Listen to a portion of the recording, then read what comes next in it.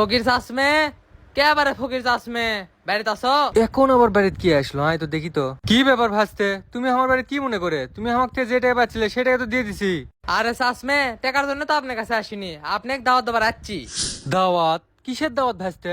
আরে চাষমে আমার সেই জ্বর আসছিল, তাই আমি আল্লাহর কাছে নিয়ত করছুনু আমার যদি জ্বর ভালো হয়ে যায় তাহলে ফকিরও খিলেমু। তা কতজন ফকিরক তোমার বাড়িতে নিয়ে যাওয়া লাগবে বাবা? বেশি না চাষমে, একজন। ঠিক আছে, তা কখন যাওয়া লাগবে? চাষমে কাল দুপুরে যায়েন। আচ্ছা আচ্ছা, যামনি। মনে করে কিন্তু যায়েন চাষমে। ঠিক আছে ঠিক আছে। আব্বা সব ব্যবস্থা করে থুছি, আজ দুপুরে ফকির আসবি, আমি হাটত গেলাম। ফকির আসিচ্ছে বাড়িত আর তুই হাটত চলে যাচ্ছু?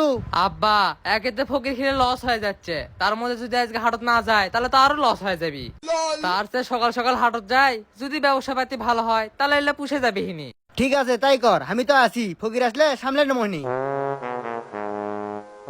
হেই মিসে ফকির খেলে না কথা কইলাম, কতটি টাকা লস হয়ে গেল। কে রে?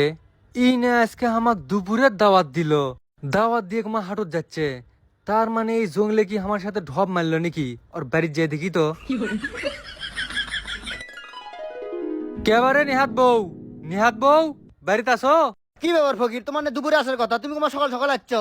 না মানে দেখতে পেলাম আয়োজন ঠিক মতো হচ্ছে নাকি। ফকির খিলেনের আবার কিছু নিয়ম কানুন আছে তো। ও ফকিরে খিলানের নিয়ম আছে? কোন দিন ফকিরে খিলেনি তো, তা কি কি নিয়ম? ওই ফকিরও কেন ভালো মন্দ খিলেন লাগে, আর যাওয়ার সময় হাতত কিছু দোয়া লাগে। আচ্ছা যাও, ব্যবস্থা করমোহিনী। ঠিক আছে, আমি তাহলে গোসল টোসল করে দুপুরে আসমোহনি।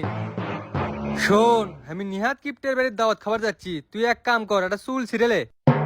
এই আমার চুল ছিঁড়বে কছি, তোর মায়ের চুল ছিঁড়ে আই। তা আব্বা চুল দেখি কাম হবি? দরকার আছে, তুই হলে বুঝবো না, লিয়ে আয় তো। ঠিক আছে আব্বা লিয়ে আসিছি। লেও ফকির লেও, মনোযোগের সহিত খাও।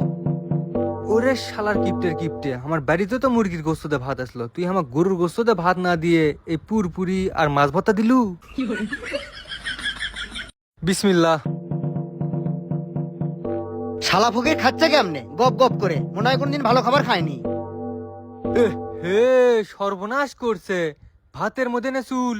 সি সি সি সি, এই পরিবারের নে সর্বনাশ হয়ে যাবে। ফকিরক ডেকে লিয়ে আসে এইরকম অপমান। ফকির ভাতের মধ্যে চুল বাড়ালো? ফকিরক দাওয়াত দিলে আসে ভাতের মধ্যে চুল বাড়াছে, আপনার পরিবারের তো সর্বনাশ হয়ে যাবে। কোন কি তাহলে উপায়?